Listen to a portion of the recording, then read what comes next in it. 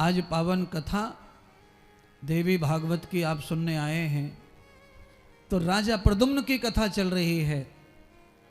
पहले रेवती नक्षत्र की कथा, रेवत ऋषि के द्वारा श्राप की कथा सुन चुके हैं आप। और कल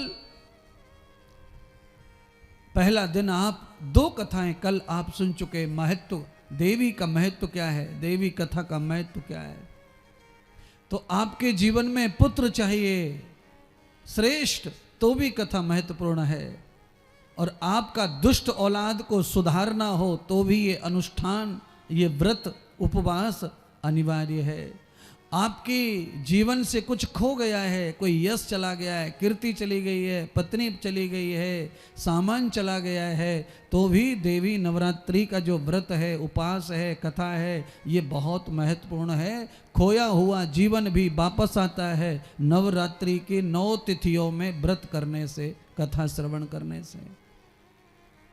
और सुन लो, ये दोनों के दोनों 9 दिन कठिन बीमारी के दिन होते हैं सृष्टि पे, भूगोल में। ये शारदीय नवरात्रि,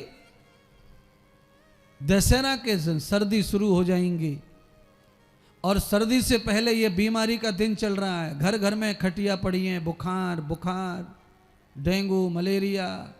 जब सर्दी समाप्त होंगी, ग्रीष्म आएंगी, नवरात्रि, तब भी भयंकर बीमारी आती है। और उन बीमारियों को रोकने के लिए जगत माता जननी का व्रत आता है पहले, आयुर्वेद व्रत है। व्रत का अर्थ व्रत नहीं है, व्रत का अर्थ है शपथ लेना, सौगंधे से बंध जाना, संकल्प से बंध जाना। जब भी ऋतु बदले तब भोजन त्याग देना चाहिए, कम खाना चाहिए। क्यों? इस समय ऋतु बदल रही है, इस समय ज्यादा जीव जंतु बाहर आते हैं दुनिया में और वो बीमार करते हैं। कम खाना चाहिए, इसीलिए हमारे ऋषियों ने व्रत कर दिया। देवी माता, दोनों पक्ष में देवी आती है, चैत्र में भी और कार्तिक में भी। ये दोनों महीने बीमारी के हैं मनुष्य के लिए।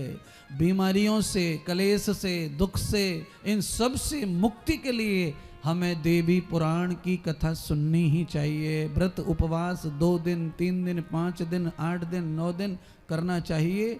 और जिनका आहार संतुलित है, व्यवस्थित है, योग्य है, उनको नहीं करना चाहिए, मत करो। पर जो अर्र भर सब खाते हैं, उनको तो व्रत नवरात्रि का कर लेना ही चाहिए।